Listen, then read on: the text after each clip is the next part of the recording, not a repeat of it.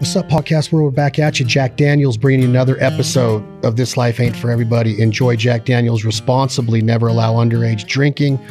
Make sure you do it in moderation. But thank you, Jack Daniels, for believing in our culture of the American worker, the American outdoorsman, the American outdoors woman. Jack Daniels has been there for us through so many good times, including when I get to sit down and watch a baseball game. And coming out of 2020, I could tell a story of getting off the plane in Phoenix, Arizona, getting ready to head to my place in Scottsdale to start watching spring training games. And when I got off the plane, every monitor in the airport said all Major League Baseball games canceled for 2020 spring training. My jaw hit the ground. I think I teared up a little bit because I look forward to spring training every year. And that's what's going on right now in the state of Arizona, the state of Florida.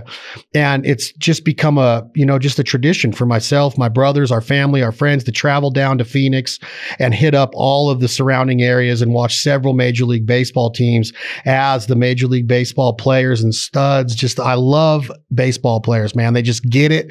I think that the two best sports in the world are Major League Baseball and college wrestling. And I'm a big fan of both. You guys know that from the podcast. You girls know that from listening to the podcast. And today we have a pitcher that throws. He's just nasty. I don't know if there's any other word to describe Josh Hader as just nasty. And it's kind of first of all, pleasure to have you here, bro. Welcome to the podcast, Mr. Josh Hader, Milwaukee Brewers. Absolutely. I appreciate you having me on here, man. And this is going to be a fun one for us today. Yeah, buddy. And you, is it kind of surreal to be down there and actually see fans around? Or the games haven't started yet, but you've gotten word that there will be fans able to watch some of the spring training games, right? Yeah, we got fans right now, which is awesome. I mean, we played a whole season last year with no fans, and it was one of the craziest things I've ever experienced. As a baseball player, you feed off the atmosphere that the fans bring, and just being able to talk to fans in general just went right before warm-ups and all that. So, not having that last year, going through the whole COVID situation, it was tough. But we were fortunate enough to even have a season, so grateful for that. And now we're back at it. Fans are able to come and enjoy some baseball. I mean, everybody's missed sports, and not being able to have everybody there, it's definitely a different feeling. But we're back in action now. When you start to get that mindset, Josh, of reporting, pitchers and catchers always report first. Is spring training a time to get in shape, or would you be just out of your mind not to show up in shape? Like, I know you're already throwing by that time. You're staying consistent with the weight training. Your cardio's got to be somewhat there to be a closer. That mindset's completely different than a starting pitcher or middle relief. What do you show up in tip top shape? Do you try to keep yourself in good shape throughout the entire year to where you don't miss a beat once you report to spring training in February? Yeah, so it's really a progression through it. I mean, you get to a point to be ready for spring training, but you're still working on things to get ready for opening day, because that's the biggest thing is opening day and being tip-top shape for that and being able to work all the way through the end of the season. So you kind of build yourself up and you just progress to that.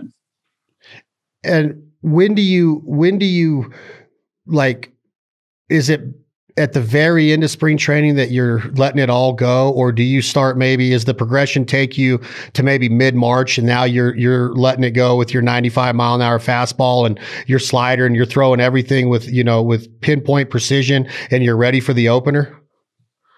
It'll definitely be about halfway. I mean, like I said, there's no timetable for it, but you kind of just work with your body and see how that adjustment goes, and just working different pitches through different hitters and throughout the games that you have, then it just all comes together.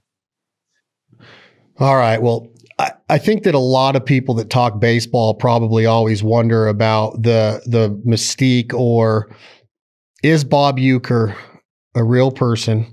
Is the atmosphere of Miller Park the one that has been reported? Everybody, my age, I graduated high school the year you're born pretty much. So that kind of puts it in perspective. I'm 20 years older than you. And I was a huge Major League fan, the movie, Charlie Sheen, Wesley Snipes, Todd Berenger. I could quote that thing. My brothers can quote it like it's crazy. But a lot of that, it was positioned in Cleveland with the Indians. But Bob Uecker is the play-by-play, he's in there on the radio, and he's got some real famous lines in that movie. The guy's just an absolute animal of a legend when it comes to baseball. I've talked to some guys on the Dodgers, in LA about Lasorda and Vince Scully and kind of like their mystique. And they've always told me about them. Have you met the man? Is he as cool as he comes off to be? What's Bob Uecker like? Bob Uecker is a class act, man. He is one of a kind. He is one of the best humans I've ever met. Do anything for you, and that's the type of guy that you love having around. He's always bringing the good energy, and he has stories for days. He's been through it all, and he's seen so. And just getting down and sitting one-on-one with him, it's just awesome. We were actually having a conversation earlier today about quail hunting down south a little bit in Arizona. So he has hunting stories for days. He loves the fish. He loves going on Lake Michigan and catching salmon and doing all that fun stuff. So he's a class act. I mean, it's hard not to love Bob Uecker. I saw you smirking a little bit when I mentioned the movie. Are you a fan of it, even though you're young? Is it a cult favorite among major leaguers? Oh, it's the number one. I mean, obviously, Major League One is probably the best, hands down. I mean, obviously, they have the other ones, but there's nothing better than the original. And, just the way he's pinpoint accurate on when he talks in the movie and in real life. So, I mean, it's just as funny as in real life as it is in the movie. The best baseball movie talk comes up quite a bit when you're a baseball fan. And a lot of people are like Bull Durham, Field of Dreams, the Rookie of the, there's some good baseball movies out there. There's no to 8 Men Out, but Major League, man, it just has that feeling that it gave me of it was real. It was like Charlie Sheen knew what he was doing. Todd Berenger played a great leader and a great team captain kind of role. Wesley Snipes being the rookie with speed, and the batting gloves and, oh shit, I've been cut already when he got red tagged. And like they even had Pete Vukovich. I think Vukovich was the first baseman for the Yankees in that movie. And I think he was a Brewer at one time. I think I had Pete Vukovich's 82 Topps card at one time. Was he really a first baseman for the Brewers? I can't confirm or deny that one. I think it is. You might want to look that up. But the first baseman that teases Wesley Snipes, like you want to see some pictures or whatever his lines were, I think that is Pete Vukovich, who was a one-time player for the Brewers. I believe that's right, but I could be wrong. I'm going to have to check myself on that. I have to fact check that one because that's incredible. I think I'm going to do it right now because I got you on here. See, like Joe Rogan would just be able to tell his assistant, like, hey, fact check that real quick. Have you ever heard of Pete Vukovich? I've heard of him. I don't know much about him. All right, Pete Vukovich, from Johnstown, Pennsylvania. He was a pitcher for the Brewers, number 50. Now I'm going to see if he was in the movie. So he was on the Brewers for sure. And what year was that, you said? He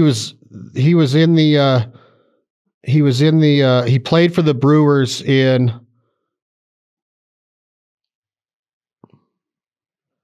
was born in 1952 and he played for the Brewers. He was drafted by the White Sox, but he played for the Brewers. I'm trying to find it right here. He was on the Cardinals too. He was with the Brewers from 1981 to 1986. So he's a legend then. He went to, that's when they made that run in 82, I believe. They had that real good run. I want to say it was they lost it in the World Series, did they not? In 82? Yes. But look, can you see that? Is that clear enough? Nah, not really, but I'll have to pop it up on mine. So it shows Pete Vukovich, and he's on the Yankees in the movie Major League. That's when he was talking trash. Yeah, remember when he's like, "I'm gonna hit this one out before." Yeah, it was Pete Vukovich. Yeah. He was a number 50 pitcher for the Brewers. That's hilarious. Isn't that freaking? I'm gonna fact check you. Josh Hader on Brewers 1982. That would have been the Royals. The Royals went to the World Series in 82. I know they won it in 85. Yeah, I want to say that's when it was. It was 1980, 82, I believe. Yeah, World Series. Yeah, they lost. The Cardinals. To the Cardinals. What is this? Yeah, because I forgot they weren't in NL. Yeah, they were in the American League then. And then the Cardinals, end up that's who the Royals play in 85, and the Royals beat them in 85 in 7 games, I believe. What's the image like? You got this image in Milwaukee.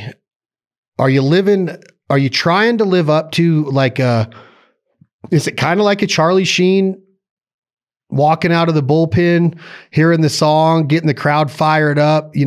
He played the Wild Thing song, but I mean, what's the image of Josh Hader right now? How do you describe it? Man, I just go out there and do what I can do to put the game away. I mean, in that closing position, the biggest thing for me is to get 3 outs and give it my all. I mean, honestly, I don't really do too much, walking in, but I try and keep it simple. I think the simple way to go is, get the ball and let it eat. And that's the way I like to kind of handle things. Is it fair to say that, like what I mentioned in the beginning of this, Josh, with the mindset of a closer, what is it? Are you crazy? I know you're sitting here telling me that you keep it low key and you don't want to bring a bunch of attention to it. You just want to get the ball, let it eat. I want to get into accuracy and I want to get into your arm motion and all of that. But what's your head like? Are you a little bit crazy? Do you have to be a little bit mental to like that role, to sit there through that many pitches, that many outs, that many ABs, and then just go in for maybe literally 1 to 3 outs? Yeah, I'm not sure what's going on up top. It might be a little weird thing too. But it's definitely, you're watching the game all the way through and you're just biting at the bit, just trying to get that ball. I think that's what it is. It's just that anticipation of getting into the game. Do you watch the pit? Do you watch the game? Are you watching the Jumbotron? Do you pay attention to the game? Is that a job of a closer to stay loose and joke around in there and chew your big league chew or whatever you choose to do in the bullpen? Are you in the bullpen the entire game or do you go out from the dugout? How does it work being the closer in Milwaukee? Yeah, I mean, so we'll go out first inning and just hang out in the bullpen. Normally, like the first 4 innings, we'll watch the game every now and then. Talk among us and just have a good time as we're watching the game. But right around about 5th inning or so, we really focus in. We kind of, you get a glimpse of how the umpire is calling the game, how we're facing hitters. And then we start, getting stretched out, getting ready for that phone to ring. And after that, it's game on. So you never know. Once that phone rings, everybody's prepared and ready. And, as for me, it's just, kind of just watching the game and getting your boys, ready for the big win. Do you feel like with some of the accomplishments, and you've had a pretty short career so far, you're young, you're not even in your prime yet as a closer, probably not, but you have a lot of really, really unorthodox accomplishments. Like one is, tell me about the most outs by strikeout in a row. Is this a record that you hold? I'm not sure if it's a record that I hold, but I remember it happening against the Reds. I want to say that was 2 years ago. It was actually one of the coldest days I've ever pitched. It's probably the first time I've ever worn long sleeves when I pitch. I had a turtleneck and everything. And I honestly felt like I was in a duck blind, bundling up, waiting for them ducks to come on in. But obviously we were in Cincinnati, so you know how that weather gets up there. And, that was one of the things. It's just keeping it simple. I honestly just using the fastball a lot that game. And, when those things happen, you don't really, you're not really focused on those. You kind of focus on one pitch at a time. And it just happens. You know what I mean? But are you not the closer at this time? Because this is a lot of outs for a closer. Did you transition into the closing role after this? Yeah, so I was a middle reliever, kind of a seventh, eighth, like a long inning guy. So I'd go over multiple innings and pitch it. So that the closer role kind of just came up a few years ago. But I want to make sure I have this right. They say that you struck out 16 outs in a row. So that's 5 innings. That's 5 1/3 innings of outs that were strikeouts. Yeah, so that might have been over the course of a couple games. So I might have been thinking of a different. No, it's major league record for most consecutive outs via strikeout. 16 in a row batters struck out on September 22nd, 2018. Yeah, I don't even recall that. Are you serious? That's like I'm wondering if this is wrong because I've read it on 2 different places that you struck out 16 batters in a row in one game. I mean, it's a possibility. Holy jeez. That's not right though, dude. No, I don't think that'll ever be done. That's 5 innings of not one ball being put in play. I understand that there's no hitters, but even no hitters, I mean, you're getting a center fielder catching one, a shortstop throwing across the diamond. That's unhittable, bro. Yeah, so that's what I try to be, man. Just try and do what I can, and not let them hit the ball because it goes either one way. It goes my way or their way, and we don't want their way to come on out. I know that you're humble. I can tell that you're a very humble man. Major league record for 12 consecutive hitless appearances. That was last year. Yeah. That's another MLB record though. Major League Baseball record for most consecutive outs via strikeout, 16 on September 22nd, 2018. Tell me about the Immaculate Inning on March 30th, 2019. What do they mean by immaculate? Obviously clean, nothing happens, you get in and out, but how does it go down? 9. So it's basically 9 pitches, all a strike or swinging, and it's 3 strikeouts in a row.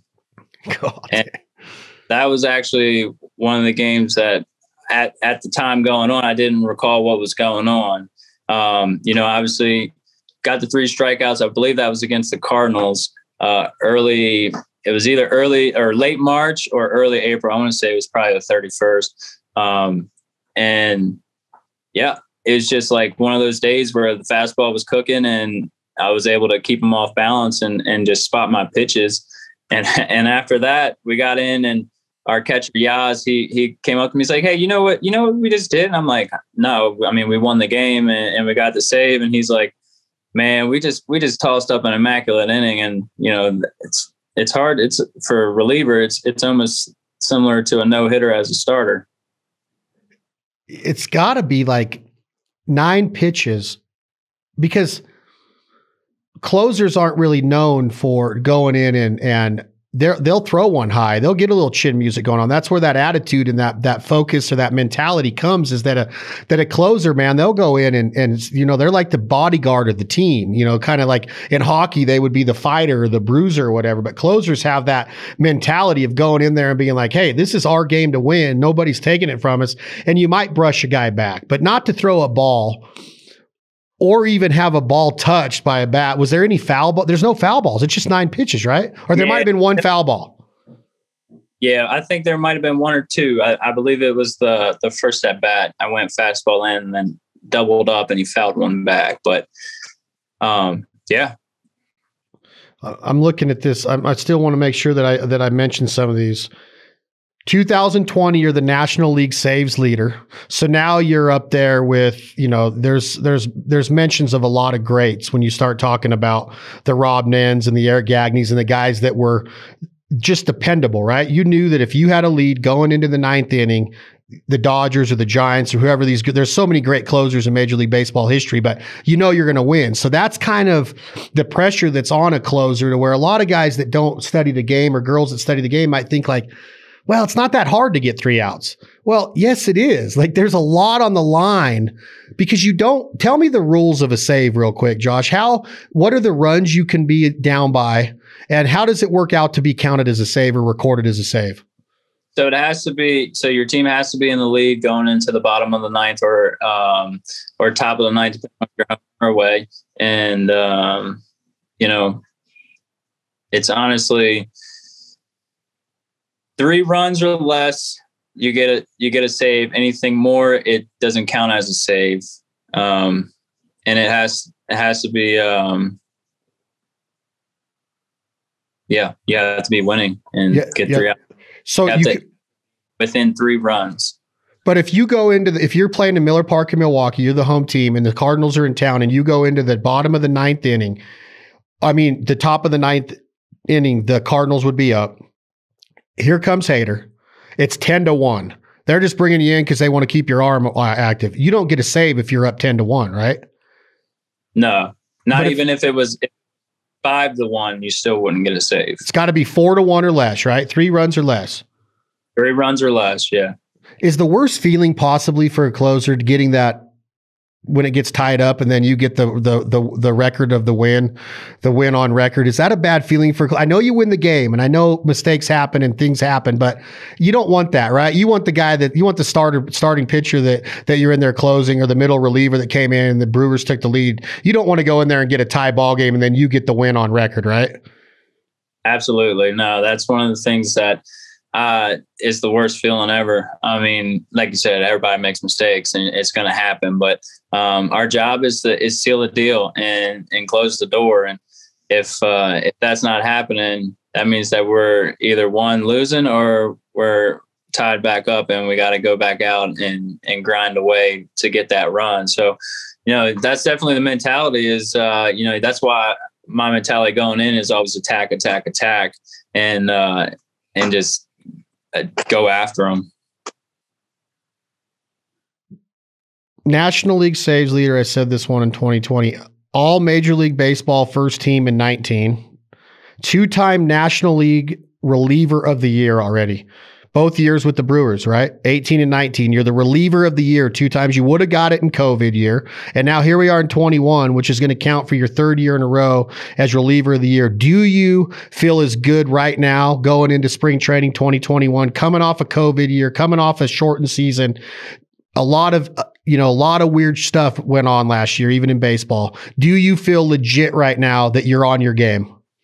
Yeah, I mean, I've focused a lot this year, strengthening my body. Just, really, I'm a tall, lengthy guy. I don't have much weight on me, so I'm very flexible. And one of the things that I wanted to do is just control that flexibility.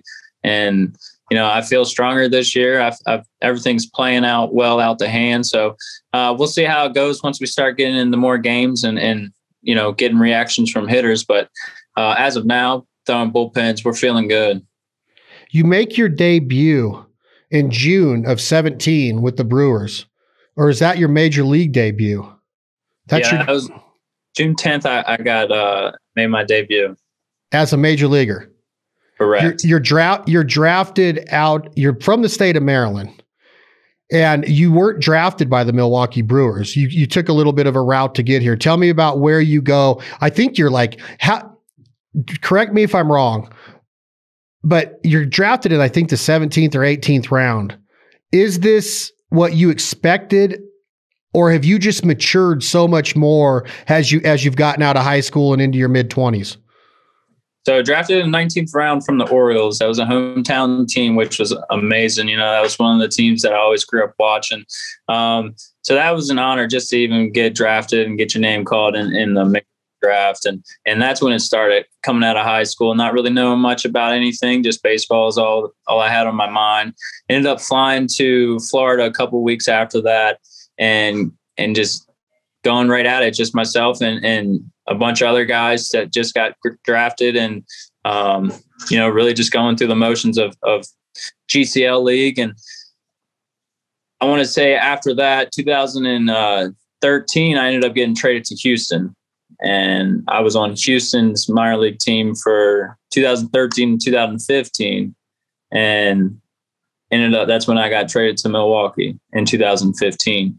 And after that, just kind of made my way through the system and through the minor leagues. Ended up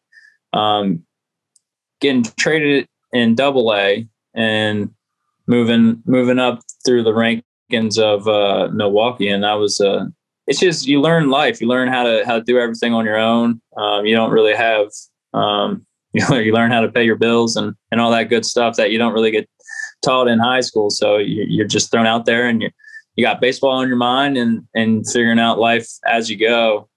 And that was one of the fun things about it is you get to play a game that you love, a kid's game. And while you're doing that, you're learning life. Making a little bit of money on the side, traveling the world, some charter flights, some nice meals, developing friendships, getting to visit the coolest places in America besides a cornfield or a duck marsh or a flooded timber in Arkansas. You're getting to visit these places called Major League Baseball stadiums that when I walk into one, I'm envious because I would do anything to have one AB in the show. Two, it's just the aroma of the hot dogs and the beer and the pretzels and the programs being sold and the crack of the bat and the punch of the catcher's glove and the PA and the big old jumbotron, and just there's so much that goes into a baseball stadium. I love other sports, don't get me wrong, but by far 100% the best athletes in the world are baseball players. And I've had this argument with several wrestlers or football guys or hockey guys or basketball guys, and I always said that you can't touch the athleticism of whether it's bowling, whether it's ping pong, whether it's basketball. I just think that if you take the best athletes off of each Major League Baseball team and put them up against the best athletes of NFL, NBA, Major League Soccer, professional swimmers, if you take them and you put them into this Olympic style event, Hader, of all right, you got to dribble basketball, you got to do a layup, and you got to shoot. You got to catch a football, you got to run, you got to juke, you got to hit a baseball, you got to field a ground ball, you got to catch a fly ball, you got to throw it, you got to swim across the pool, you got to have a ping pong paddle and hit the ball back and forth, you got to throw a strike down the middle of the lane. Baseball players are going to win the events. I'm telling you, I haven't done this scientific study yet, Josh, but I'm telling you, you got to agree with me. Jed Jorko agrees with me. Baseball players' eye-hand coordination and athleticism is on a different talent. And I'm not taking anything away from those other guys and girls. There's a lot of great athletes in the world. I would not ever say that Josh Hader could beat LeBron James or Magic Johnson in a one-on-one game, but there's no way that they could come into the cage and hit your fastball or throw a fastball like you, but you could go and look like a pretty good athlete on a basketball court, I would assume, dribbling or shooting or passing the basketball. Is this fair to say, you think, Mr. Josh Hader? I definitely think it's fair to say. I definitely think that, as a baseball player, growing up, we've always played other sports. I mean, I played basketball, football, I bowled. So I think in that realm, I think we learn to adapt. We learn to adjust and figure out how things work. And obviously hitting a baseball isn't the easiest thing. I'd say secondly would probably be golfing. It is probably the next hardest thing to do. But I think baseball players, for some reason, just have that hand-eye coordination to where they can just continue to compete at any sport. That's a very well political way to say it. My way of saying it is that baseball players are the greatest athletes in the world. If you got to break it down to all of these athletic events, I'm telling you, all you got to do is watch footage of Michael Jordan when he was in Birmingham with the White Sox trying to hit a baseball. And I'm not he's the greatest of all time. I could watch Michael Jordan and the Bulls in any time right now. I watched that Last Dance and I was just like, man, that brought me back to when MJ was doing his thing, right? He was God to a lot of people, but baseball, not happening. You just don't go in and start. And he hit the ball a couple times, but I'm just talking about all around athleticism. I just think that baseball players have it going on. But again, it's a study that I'm going to conduct. I'm going to do this someday, and I'm going to put these games together. Josh, growing up in Baltimore, you got the saga of Ripken, the Iron Man. You have Camden Yards, really cool environment, right? You got the bars and the restaurants out there behind right in center field. You got the walkways. It's a beautiful brick yard.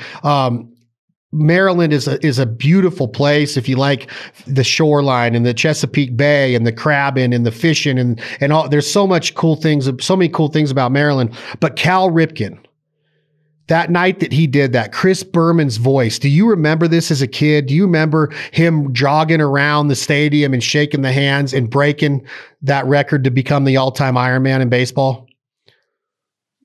Absolutely. We watched it on TV. I actually have a Wheaties box of of him when he did that in my garage. That's one of the things I held on to, but it was special. It was a huge moment just in baseball and as a Orioles fan as well. I mean, that's what we lived up. I mean, watching him and his brother Bill, I mean, watching them play, I mean, that was one of the things that we always loved doing. And just seeing the passion that he had in the game. I mean, he never missed a game. And that's when you know that you have that true love. I mean, injuries come and go, and to be able to always be on that ball field, that's a tough thing to do.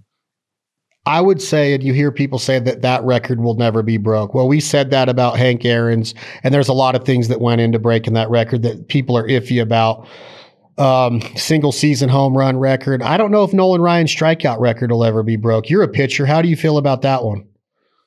I mean, there's some things that probably will never get broken, and I think Nolan played the game for quite a long time at a very high level, and he's been doing it for, I mean, I don't know exactly. I want to say, what was it? 25-year career. 5 years or something crazy. Yeah. So, I mean, just imagine that. I mean, to be in the game for 10 years is hard enough. Just to be 20 plus. I mean, it's insane. And the way that he's been able to do it. I mean, there's some things that just aren't messed with, you know? I think that record and Cal Ripken's record, I don't know, even just with the way management is today and contracts, if it'll even be touched again of a person playing 14 seasons in a row of never sitting out a game, of at least getting, I think you have to register 5 innings to be considered a game, right? He had to play at least 5 innings of all of those games to be considered the Ironman. Yeah, I'm not exactly sure on that one. It might be an at bat. I think if you just get one at bat, that's considered a game played. But you might have to fact check me on that as well. Barry Bonds, in my opinion, I don't care about the asterisks. I'm not talking about the politics. I'm not talking about reputations. I'm talking about seeing one pitch a game and hits it into the water in McCovey Cove a lot. With Pittsburgh and Bobby Bonilla and Andy Van Slyke back in 87, 86, 87, 88, 89, when Barry was coming up out of Arizona State. I don't know if he was going to be able to do that, but he matured in. He got a different body later on in life. Again, we're not going to figure out how. But the man would get intentionally walked a record number of times, beat Babe Ruth's record. Even when he was not getting intentionally walked, he was getting intentionally walked quite a bit, even though the catcher wasn't standing up and holding his glove out, whether it was Piazza or who, he got walked a lot. He literally would see one pitch a game to hit, and most of the time he would hit that. This is very difficult to do. If Barry Bonds faces Josh Hader, it's the top of the 9th in Milwaukee. Giants are down by 1. How does this at-bat take place? I'm not asking you to tell me that you would smoke him. What's the first pitch? Do you start him off with a changeup? Is it a circle change? Is it a cut fastball? Do you keep him outside and low? How do you get him to try to chase a pitch to get him 0-1, 0-2, 1-2? How does your focus or mentality or just how you face? How do you analyze that at-bat? Your approach? He was one of the greatest hitters. I mean, he got intentionally walked with bases loaded multiple times. I mean, that just doesn't happen. I think for me, I would have to be aggressive. I mean, my fastball is my number 1, so maybe I see how he plays with that fastball and see, you know, maybe he gives me a take and I get that early strike, and then, you know, just bury him away with some outside pitches, maybe even brush him off the plate a little bit. You know, my biggest thing is you got to make him feel uncomfortable. And with a guy like that has that kind of power, I mean, you don't want him comfortable. You don't want him any even percentage of being comfortable in that box. And because those guys, I mean, they can put some damage on those baseballs. When you say comfortable, are you comfortable all the time, Josh Hader? Are you intimidated by anybody that steps into the box? Were you at one time, but now with these accolades, are you the intimidator now, or do you still get in awe of like, wow, I'm here. And I know that you're an athlete and I know that you're performing, but do you get intimidated by any of these big National League bats that can come in there and change the game with one swing? I don't get intimidated at all. I think early on in my career, there's a wow factor where we'd be playing against some of the guys that, you know, I grew up watching. and now you're facing them. So, it's kind of one of the things where you put that finally behind you once you get, more relaxed and more aware of the game, but never intimidated. That's calling yourself out right there before even the bat starts. So right away, I know I can beat everybody on that mound when I'm out there. So, that's the mentality you have to have. You can't be beaten. Josh, do you change locations on the rubber? Do you move according to the pitch? Do you move according to the hitter? Do you move according to the count? Or do you stay in the same place? Yeah, I'm pretty much same spot, first base side of the rubber. And do you pitch out of the stretch all the time, or is there a windup? Yeah, there's only stretch. I used to throw out of the windup, and that was one of the things as a reliever. You're trying to be ready in the bullpen. You have to go through 10 deliveries in your windup, then you have to hurry up and go 10 in your stretch, and now you're trying to in sync, keep both those in sync, and it's pretty tough to do. So, I just moved to the stretch and tried to keep it simple. Like I said, that's my biggest thing, is keeping it simple and just attacking. So simply put, if we're keeping it simple, Josh Hader, you are the 2-time National League defending reliever of the year, all-star. You're at the top of your game right now for a closer. Give me the 5 major league hitters, American or National League. Give me the 5 top hitters that you want to face to have the number 1 closer in the game going against these top 5 number 1 hitters that you are going to categorize for me right now.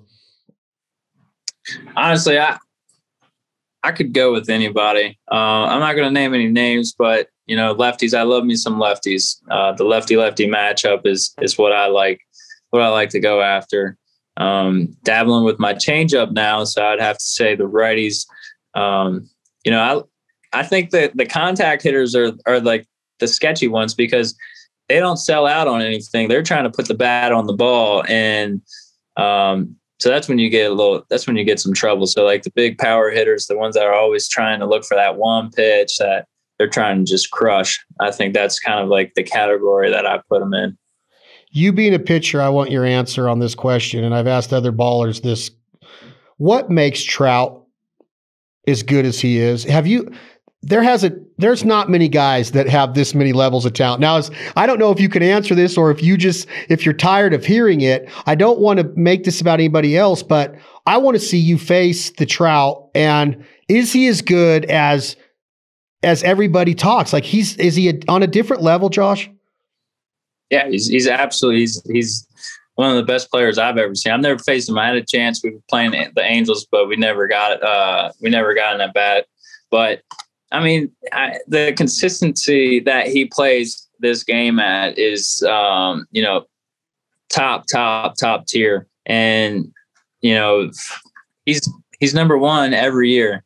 I don't know what he does. I don't know how he stays so consistent, because this game is not easy and he makes it look too easy.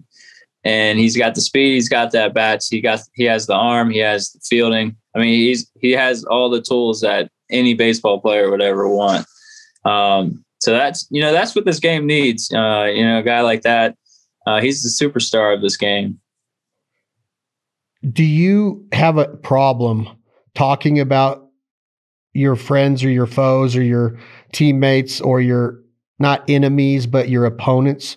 Is it an issue for you to talk about them? Are you one of those athletes that just likes to concentrate at the task at hand and what the Brewers need to be doing right now, and you don't really want to even deal with what Trout and Anaheim's got going on?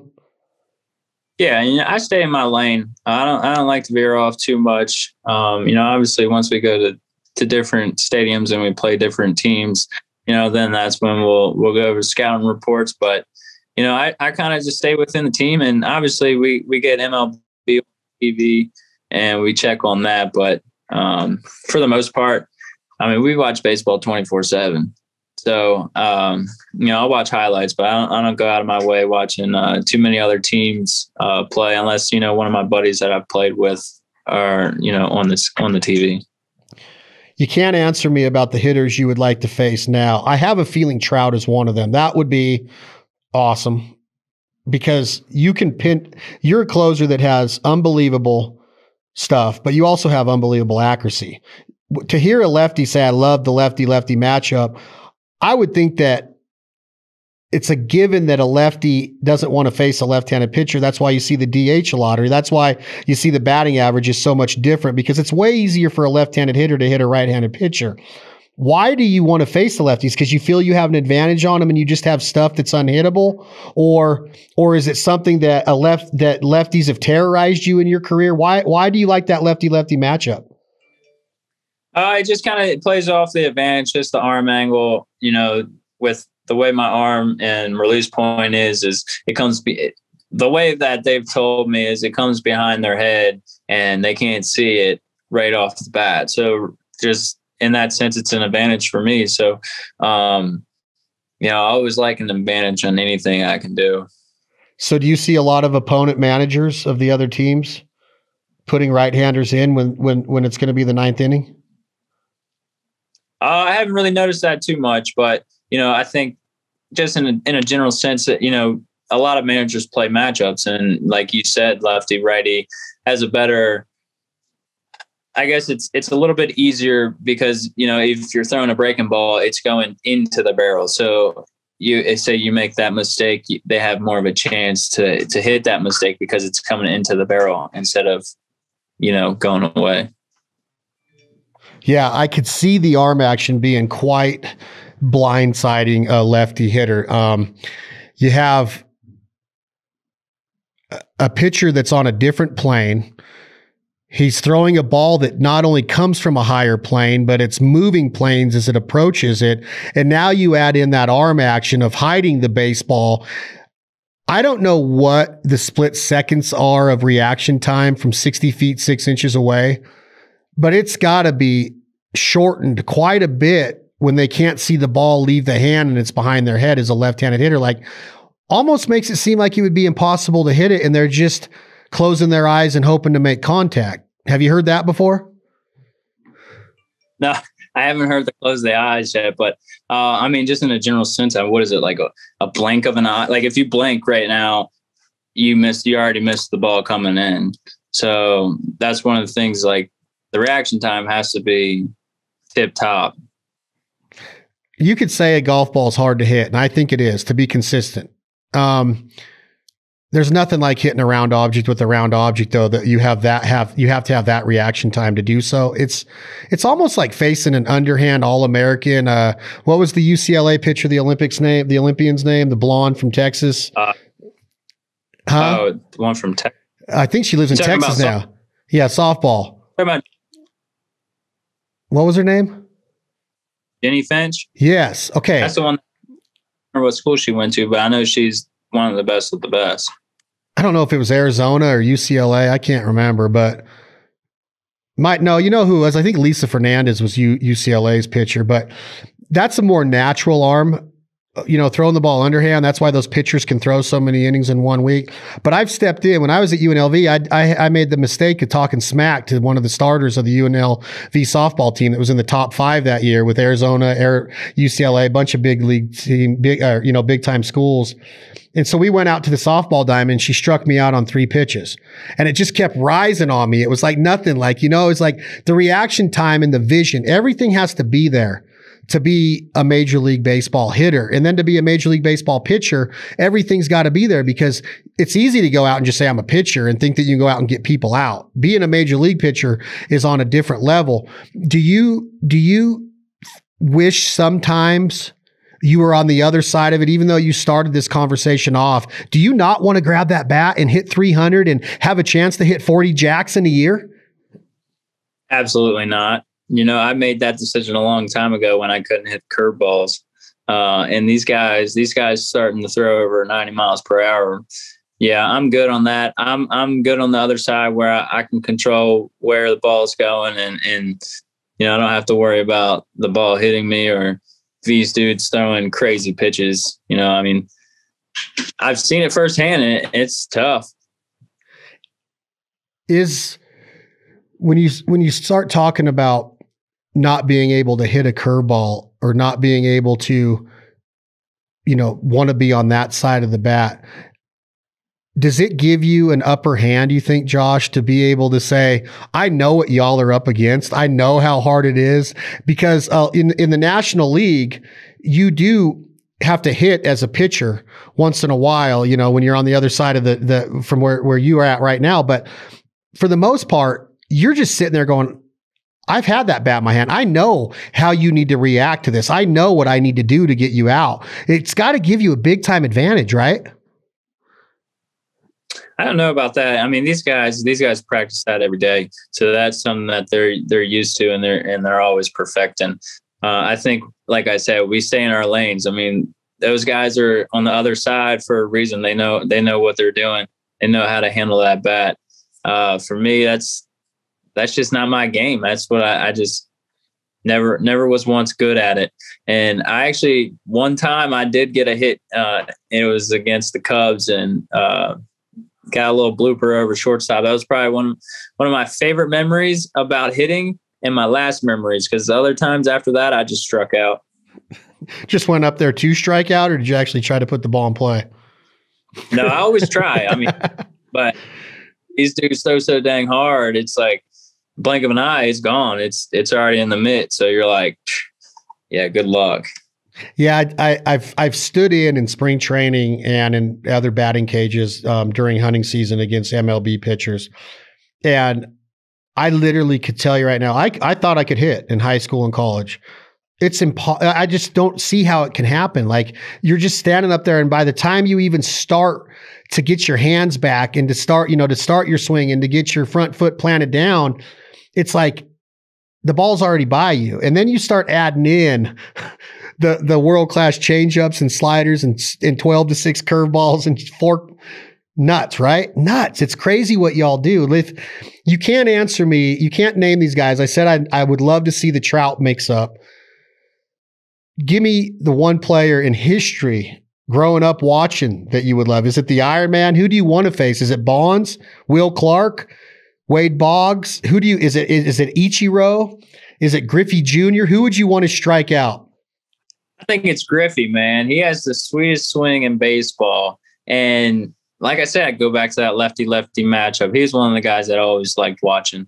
His swing's smooth. The way he plays the game is smooth. So I think if I had one chance, it would be Griffey. I don't know how the outcome would go. I would obviously try to strike him out, but I don't know what the results are. But at the end of the day, I think that would be a little fun matchup. Do you ever have the mindset of how the game of baseball should be represented, Josh? Is it to each their own? If you want to take batting practice with your hat on backwards like Griffey did, I don't know if you're old enough to remember the slack he would take of being in the home run derby with his hat turned around backwards, from the traditionalists. What's your opinion on the tradition of baseball and somebody turning their hat back? Is there a right way to represent this game? Honestly, I don't think the hat's a big deal. I remember actually growing up and listening to everybody getting on him about wearing his hat backwards. But I mean, at the end of the day, I mean, we all respect the game. We play the game because we love it and we enjoy it. I think there's obviously some times where you can get out of hand, but you got to have that passion. Everybody brings that passion differently to the game and showcases it differently. So I don't think there's one way that you can do it, but I definitely think at the end of the day, if you're doing all the right things, playing the game hard, a little backwards cap it never hurt anybody. Then tell me, is there a right way to approach the game of baseball? And has it changed? When I was a kid, station to station was everything. We had to learn how to lay down a bunt, a drag bunt, a sacrifice bunt, station to station. Rickey Henderson set the Major League Baseball record with like 130 or 125 stolen bases. That might be a record that'll never get touched again. I think the league leaders are like in the 50s now, right? Yeah, I would say maybe, I don't think it's much higher than 50, but no, that was a whole different era. That was one of the times where, stolen bases were easy to come by. Nowadays, they don't really steal too much. You have your guys that's, like I said, you have guys that steal and they stay in their lane. And then you have guys that they're just moving when the ball's cracked or if it's a hit and run. So I think the game's kind of toned down. It's not like everybody's trying to steal, but you definitely have those guys that if they can run, they're definitely going to be taking the bags. We're in an era where bigger, faster, stronger. We're working out more. We're stronger. We're faster. We're better athletes today than of all time. I'm not saying that Mickey Mantle wasn't a great athlete by any means, but the athletes of today have an advantage with scientific research and body and supplements and all of that. Thank you. I got some stuff to show you in here, Hater. I'm about to show you some stuff, but why can't they steal anymore? Are the pickoff moves better? Is the ball getting to home plate faster? The catcher's arms that much better? Why can't we get somebody to steal 80 or 90 bags? Or is it a respect thing to where you're just waiting for the long ball and you don't want to get thrown out at second to take that run away? Yeah, I just think it could be just the gameplay of it. I mean, if you got a guy on, you know that these guys are going to be hitting the ball and they're going to be hitting gaps. So if you got a guy on first base and he steals and he gets out at second, now you have one out and, the same bat coming in. And then, say he doesn't steal and you get a base hit through the gap. Now, potentially that run does score. So it's just the way the game's played. It's just a little bit different. I don't think there's any reason for it. But I would definitely say it's just the way the contact, the homers. The homers are definitely a big thing. So if you got guys, hitting homers, you don't want that run on first base. I got to show you something. What you got? I love talking baseball with you, and I am not a groupie, okay? I'm just a lover of baseball. But check this out. And this is nothing. Like, my type A personality has taken me for quite the collection of what these things are here. But I'm going to show you a couple, and I want to get your opinion. To me, this is one of the greatest. I have every card of him ever made.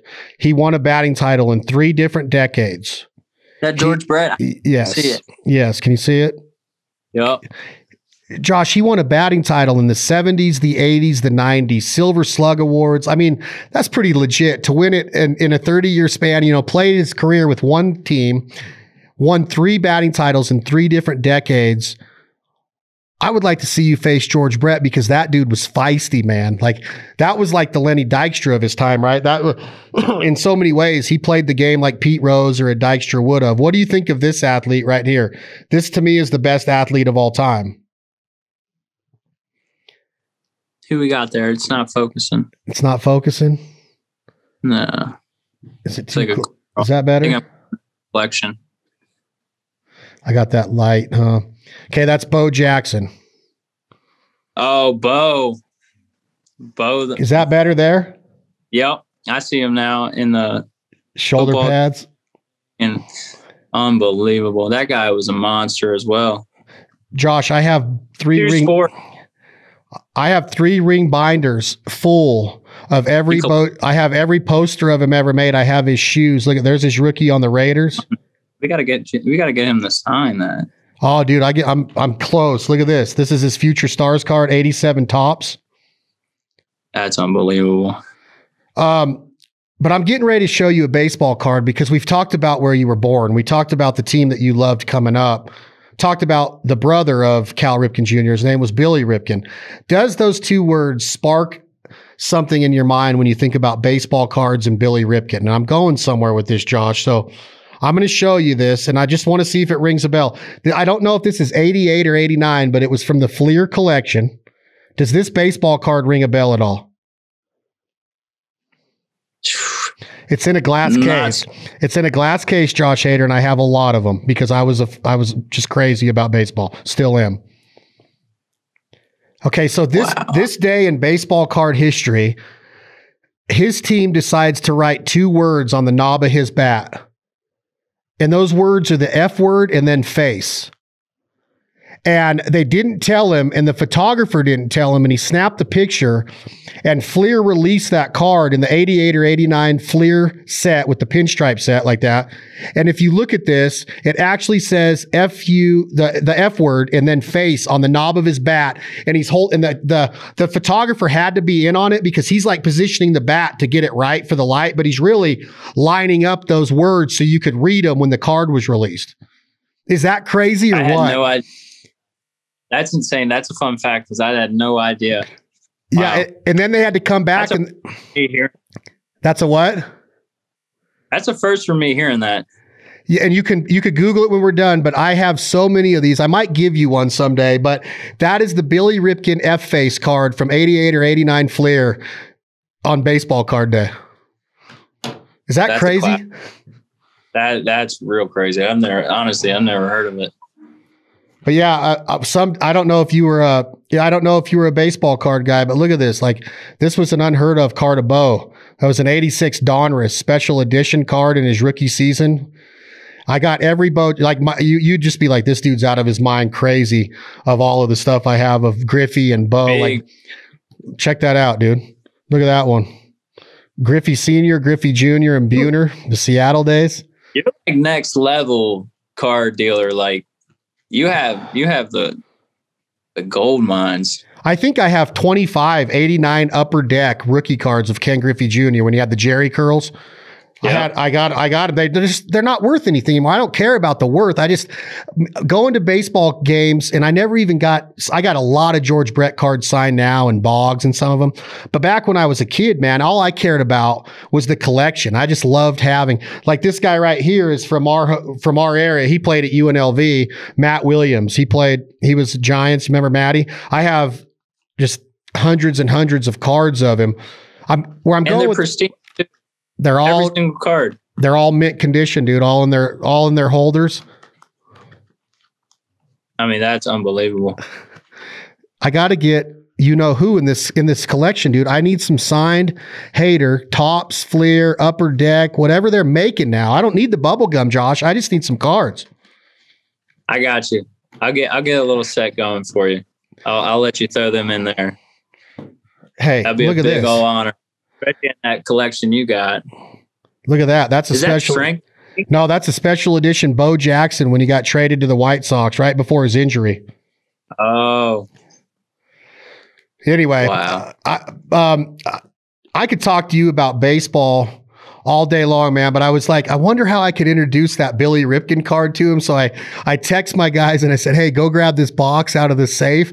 And I wanted to show you that because when that happened, I was like, how does his team allow that to go down, man? That's like Baltimore Royal. You had Cal Sr. as the manager. His brother's the most famous person in baseball history in the city of Baltimore, if not the majors now. And then you got his brother that's just getting picked on a National Baseball Card Day, dude. I was like, dude, I would have flipped out. Like, that's no joke. That's embarrassing. You have to know about it. How did they get released? How'd you figure that out? Was it like a big...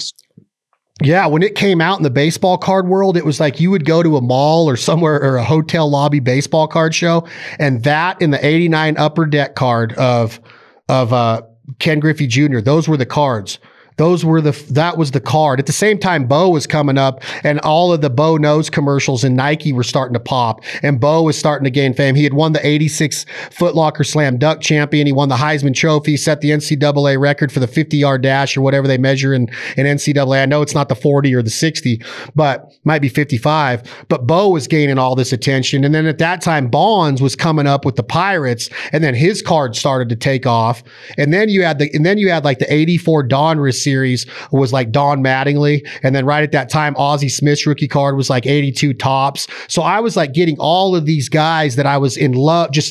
This was before the days of Sports Center. So I didn't have the ability to watch highlights of every team every day like you do now. I was literally going off of newspapers. Newspapers is where I was getting my baseball feed from of watching these guys. I mean, I could go through this and just, these are all Bo Jackson cards that were like impossible to find. And I would just go to everywhere I could go to get I got every Mattingly card. I would collect every Will Clark card. It's like I was just not every player, but the ones that I enjoyed watching. I just had I kind of had a connection with. I wanted to be. Will Clark was a duck hunter, so I loved watching Will Clark play. Matt Williams was from UNLV, right? So I loved collecting his stuff. But I want to get some Josh Hader stuff, man, because back in the day, your cards would have been worth a lot of money with all these accolades, bro. Yeah, I'll definitely get that. I'll get you a few out your way. That's no doubt. That won't be a trouble. Let me show you one more cool one and I'll leave you alone. Check it. Oh, the kid and Barry. That's when Barry, young Barry. Young Barry. That's 88 right there, man. I got that card the year it was released. I got some cards, but I don't know if I have any gold mines in there. I have to go through them and It's hard to get fired up about it anymore because it's just kind of baseball cards. People look at you like you're funny, but I think they're coming back. Honestly, I think they're making a run back into the world of being nice to have. I mean, they're also adding jerseys to it, pieces of gloves, like kind of adding a little this and that. All right. I've kept you long enough. You're at spring training. You are the best closer in baseball right now, in my opinion, and a lot of people's opinions, and the records and accolades show it. It would be an honor for me to get some cards. I am going to hit you up for a jersey someday, and I'm going to send you some stuff, but we got to go on a hunt. We got to get on a fishing trip or get on the water, get in a duck blind. But you got to tell me, you got to answer some questions for me real quick. This is... What were you going to say? I said I'm all for it. This is the Josh Hader, you throw the heater, hot seat brought to you by Jack Daniels. This is where I just ask questions like off the cuff of, if it's a workout, you're not throwing in the bullpen, you're in the weight room, you're all by yourself, you're allowed to play music on anything but headphones. So you're going to rock it. That's not just in your ears. What are you playing? Well, are we able to play Pandora because they have where you can shuffle the playlist? I'm all about I'm all about all different types of genres. I like rock, I love rap. I like. All right, then talk to me. Be specific. All right, if it's a rock song, who are you listening to? Is it Guns N' Roses? Is it Metallica? Is it Slipknot? Who is it? Nirvana, Pearl Jam. Grunge fan. Alice in Chains, Little Soundgarden. Yeah. So that's where I go to. Obviously, Guns N' Roses, it's hard to beat. Oh my gosh! We're brothers from another mother. If I took you into that room right there on the other side of my shop, and you saw my Axl Rose posters, all my dogs right now, Josh, I have Axl, a black lab, Duff's a yellow lab, Slash is a black lab. Izzy, the original guitarist, is being born next month. Izzy, I got to get one more yellow lab. I'm gonna name him Stevie for the original drummer. I absolutely love that. Axl, my dog's name on his AKC certificate is Bandits Axl Rose. It's nuts, right? Like crazy. But just like I was with baseball cards, I was like that when Appetite for Destruction came out in 1986. I was like, this is the best shit I've ever heard. And now I'm 45 years old and I'm like, this is the best shit I've ever heard. Never gets old. Never gets old. Oh, I love you for saying that. Okay. So if it's a hip hop song, are you a Nas? I'm an Eminem, huge Eminem fan, but are you underground hip hop? Are you a Lil Wayne guy from Atlanta? Who do you like? I'll dabble in everybody. Eminem, obviously, growing up, he was one of my favorites. Lil Wayne's pretty good. Probably one of my second favorites. I love Dre. I love Snoop. I don't really east and west kind of thing. That's not me. I'll dabble in both. Biggie, Tupac Biggie. Every now. So I like to mix it around. If you were not a Major League Baseball player, no, I want to do that one next. It's got to be country music. Are you going the Florida Georgia line route, or are you a Waylon and the Outlaws and traditional country? Mark Chestnut, Clint Black, a little bit of maybe George Strait. Or do you like the new stuff? Waylon for sure. I think the new stuff is so. I'm more of a fan of Tyler Childers and. Oh, dude, listen to you. Are you kidding me? That's like speaking our language, bro. Chris Knight, little Sturgill Simpson. I mean, all this. God, that's all great to hear that you listen to Childers, dude. Yes, sir. I got one for you to look up when we get off. on your phone, I want you to type in Brent Cobb. BRENTCOBB. He writes with Chris Knight. He writes a lot of big hits with Stapleton and Luke Combs, but listen to his albums, Shine on Rainy Day, Providence Canyon, and Keep 'Em on Their Toes. And I want you to text me and just say, dude, don't lie to me. I just want your opinion, because when you hear him, I have a feeling you're going to be like, wow, like this is the shit. If you like Timmy, you're going to love Brent Cobb. I'm on it. Did you type it in? Yeah, yep, I'm on it right now. Can you hear it if you hit play? Hit the one that says Shine on Rainy Day, the song. Just listen to the beginning of it. I type in the song. Shine on Rainy Day.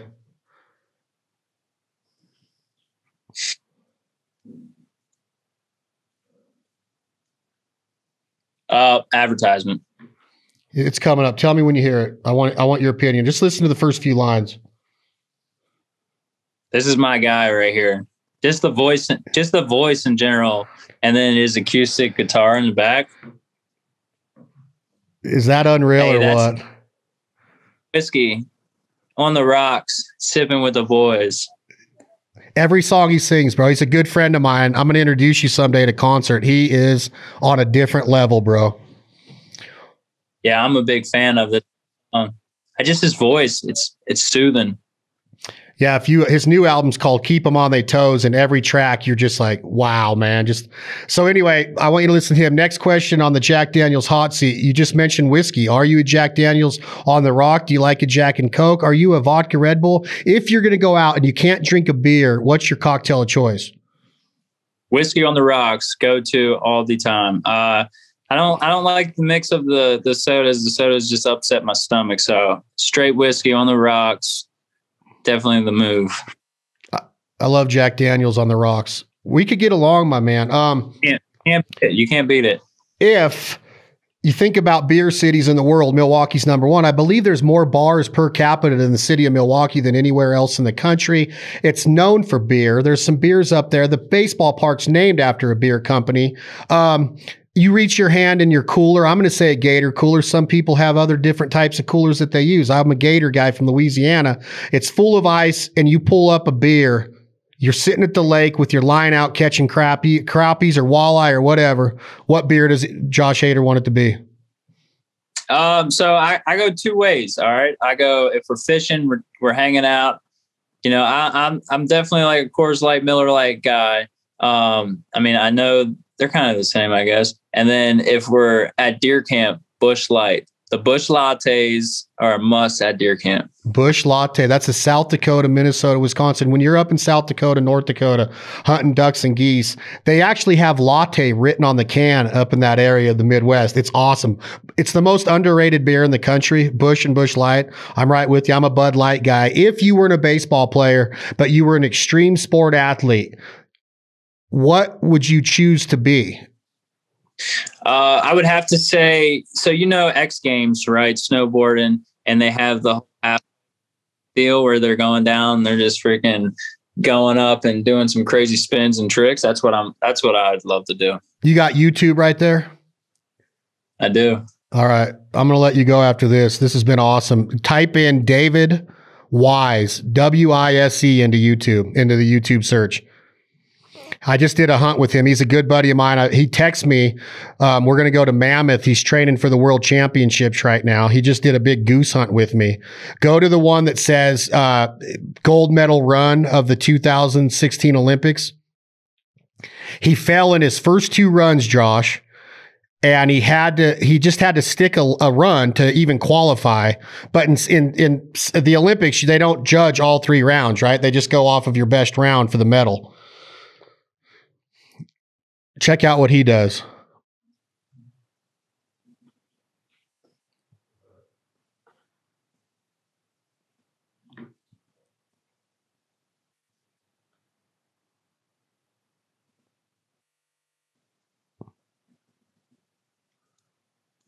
All right, he's heading down now. Check him. Get ready. No, I'm falling right after I'm backwards now. Did you see that, dude? I mean, he's going freestyling backwards down there. On skis, bro. Not even a snowboard. I mean, he's just riding the whole half pipe down. He nails that perfect run and wins the gold medal. He's a 2-time Olympic gold medalist in that sport. I mean, that just looked easy for him. Yeah, you ought to see his quadriceps, bro. What's that? Sorry. It looked like he was just floating in the air. It's unreal. We're going up. We just did this goose hunt with him. We smashed the snows and specs the other day in California in the late season.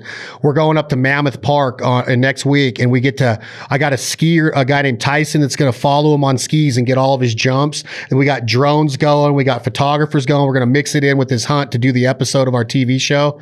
And, but dude, he's just like, just another day in the park. He does that stuff for a living. I'm like, I think he's won six medals in the X Games, 3 golds and like 3 silvers or something. He's crazy. But anyway, I got a documentary for you to watch. There's a new documentary on Netflix called Unchained, and it's the story of, have you seen it? I have not, but I've heard of it. I want to check it out. Bro, I've watched it twice in 2 days because I'm a huge Travis Pastrana fan. Jeremy McGrath's on there. All the stud motocross guys, which they say, like I've done a lot of podcasts with X Gamers, snowboarders, skateboarders, mountain bikers that do the Red Bull Challenge and all of that stuff. They say that the best athletes in the world are motocross racers in these jumpers because their heart rate is so high and they got to control it for so long, and their upper body strength and balance and equilibrium, everything. But watch that Unchained, and dude, what Travis Pastrana accomplished. It's not just about Travis. It's about all of them, all of the top guys, Dungy and all of them. You're just going to sit there going, wow, man, on a motorcycle, they're doing this shit. It's crazy. But yeah, watch it, Unchained. Yeah, I'll check it out, man. I appreciate it. That's Josh. I always like you always like what? I always like some new shows to check out.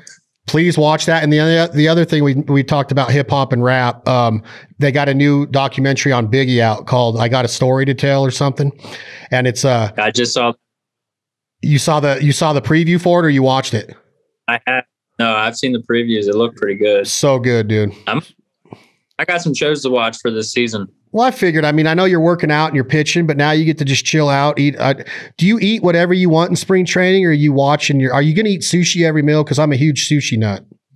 Oh, if I could, I would. I don't eat too much sushi, but I try and stay away from the junk food. I mean, the key is to try and eat well and feed the body the right stuff so you can perform the right way. But at the end of the day, sometimes we need some pizza, I agree 100%. Let's do this again, man. Maybe after the first 3, 4, 5, 10 saves of the season, we'll get on another one when you're on the road, or can jump on Zoom again.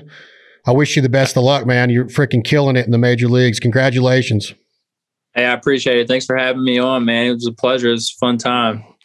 We could talk, next time we'll talk, maybe we'll do a little, I got another podcast called The Foul Life. We'll do a little hunting one where we, are you allowed to talk about that? I mean, if you're playing in San Francisco, you're not allowed to even let people know that you like to hunt or fish. Like Milwaukee accepts it, right? Oh yeah. Milwaukee's big hunting state, man. That's one of the biggest things is Wisconsin, deer hunting, pheasant hunting, obviously duck hunting, goose hunting up north. It's a lot of fun. That's one of the things that I'm fortunate enough to do, is able to, go after some big whitetails. So, with my bow, that's one of my favorite things in Wisconsin. I think there's more deer hunters in the state of Wisconsin than any other state in the nation, man. It's like, I love Wisconsin. like I told you, I love Milwaukee. I love the city. I love the people. I like everything from like there north a little bit all the way to Green Bay, and then Madison's a cool area. A lot of good hunting around Madison. But I just looked at these dates, and I'll get with you off camera, off microphone, but plan on, after y'all win the World Series this year, mid-November, of meeting me right outside of, I'm not going to give away the part, but in Wisconsin, we're going to go after some Canadas. Hey, I always love me some geese, man. That'll be a fun little time. Where are you living in the off season? Maryland or Milwaukee? Arizona. Oh, you live in Arizona for the off season? Yeah. Arizona's the place to be. 70 degrees, 24/7. Oh, well, then you'll be right up tight with me when we go to California, Idaho, or somewhere. You can come meet me on the road if you're that close. Yeah, California is only like a 5-hour drive, so it's not too bad at all. Yeah, I've made it several times. Well, you take care, stay in shape, take care of the wing. Reliever of the year, again, 2021. I can't wait to see it. Congrats on the career, bro. Can't wait to talk to you when I see you in person here soon, and good luck to you and the Brewers this year. Appreciate it, brother. Take it easy.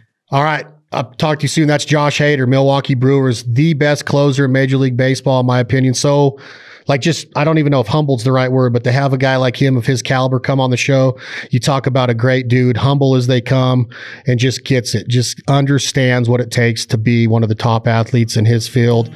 Can't wait to have him back on. That's another episode of This Life Ain't For Everybody podcast, brought to you by Jack Daniels. Tom, Jake, hit that button. This song is What You Gonna Do When the Money's All Gone. It's by my good friend, Leith Lofton. Y'all take care. We're all equal, that's what I think. I don't believe heaven has a bank. Make good use